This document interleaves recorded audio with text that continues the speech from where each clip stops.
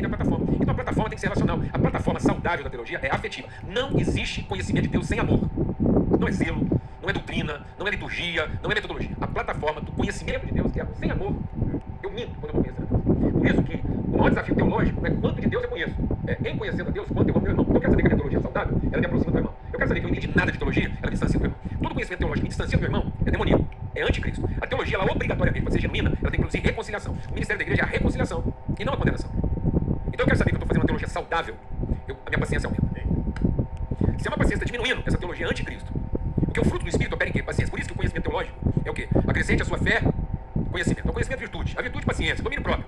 E o povo pensa que domínio próprio é o zelo, né? É o zelo castiço de sacrificar a si mesmo, da autoflagelação para merecer mais Deus. Não. Domínio próprio é o seguinte: eu tinha tudo para ficar com raiva do meu irmão, mas eu consigo me controlar o suficiente para continuar sendo paciente. E aí, a paciência, o domínio próprio, fraternidade. A fraternidade, então não é só o ambiente fraterno daqueles que confessam a mesma teologia. Não, é um ambiente desafiador daqueles que têm diferenças teológicas, mas se amam como amigos. Então ele tem que superar a barreira da fraternidade.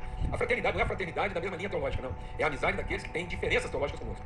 Aquele pouquinho eu estou disposto a dar a vida. Aí, a hora que você chegou nisso, aí agora você não é mais nem míope, nem estéril. Então a teologia que faz eu enxergar só o que está perto e que esteriliza o processo relacional, ela não é saudável.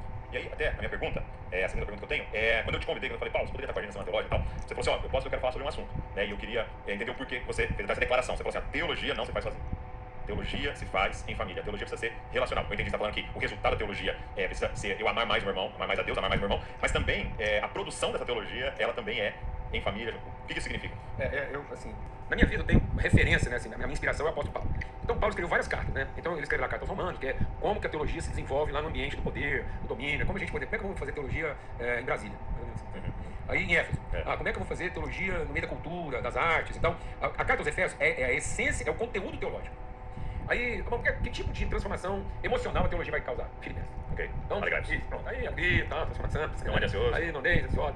Agora, o que é o ambiente teológico? É Gálatas.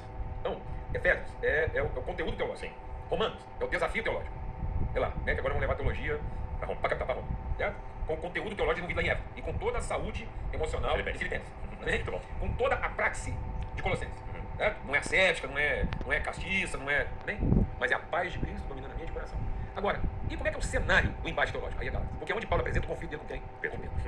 E aí, o ambiente crucial da teologia é quando ela confronta o legalismo. Tá vendo? Que o grande desafio da teologia não é a idolatria. E nós estamos fazendo uma teologia imaginando que o desafio teológico é o da idolatria de Éfeso, ou do empoderamento de Roma, ou da saúde mental de Filipenses, ou do comportamento cristão de Colossenses.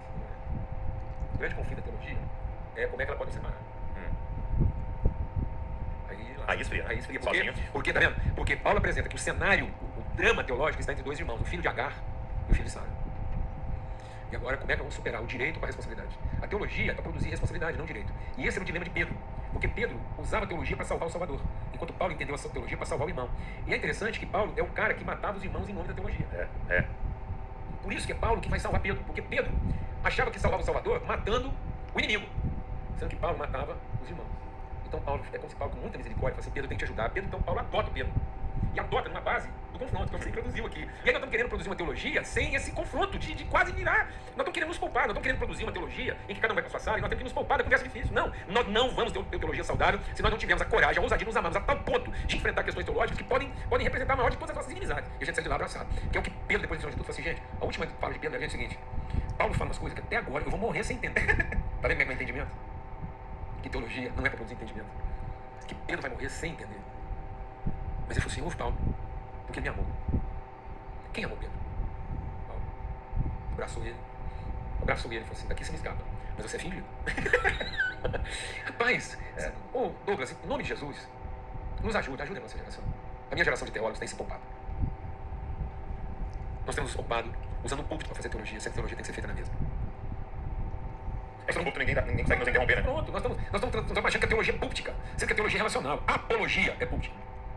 E aí eu estou fazendo a defesa da fé, em vez de produzir a expressão da fé. A expressão da fé é o amor. Não adianta eu fazer a defesa da fé, que não aponta para o amor, em que eu vou amar como irmão, aquele que pode ser meu inimigo. Se eu não amar alguém que pode me matar, então vai ler Gálatas. Puxa vida, todo o texto de Gálatas tem esse dilema. O dilema de uma coisa assim que ela é quase visceral, ela é expositiva, ela é constrangedora. A carta de Paulo aos Gálatas ela é constrangedora do começo ao fim. E ele fala a velocidade, como a gente abandona uma teologia relacional para uma teologia de argumento. Ele falou, eu estou admirado. Sabe o que é admirar? É você ter tido como mestre teológico Paulo, ele está vivo, e num prazo de menos de 10 anos, ele está com a sensação de que ele perdeu tempo. Porque ele fala isso, não sei o que eu estou falando. Me ocorre que eu possa ter corrido em vão. Você consegue imaginar isso? O grau de frustração que o apóstolo Paulo está vivendo de achar que tudo que ele ensinou foi o quê? Em vão. Porque uma velocidade muito grande se meteram pessoas naquele processo que ele fala, nem eles entendem o que estão falando. E vocês? Isso é Agar. É o filho da carne versus o filho da promessa. Então, nós estamos achando que a pior perseguição vem do antagônico. Lá, do idólatra. Não. A pior perseguição, ninguém pode me causar mais dano. Está trabalhando no Salmo 55. Né? É um salmo messiânico. Jesus diz assim, se fosse o meu inimigo que me combatia, que jogava pedra em mim, eu tinha me protegido, eu tinha me defendido. Se fosse alguém que queria minha morte, que confessa, que quer me destruir, eu teria me escondido dele. Mas não foi não, foi você, meu íntimo amigo, com quem nós íamos juntos para a casa de Deus. Então não existe mais nada mais nocivo para a sociedade inteira hoje do que aquilo que nós estamos fazendo a teologia ser, sendo que ela não é. A teologia era para produzir reconciliação dos piores inimigos e não para reforçar a razão da minha inimizade.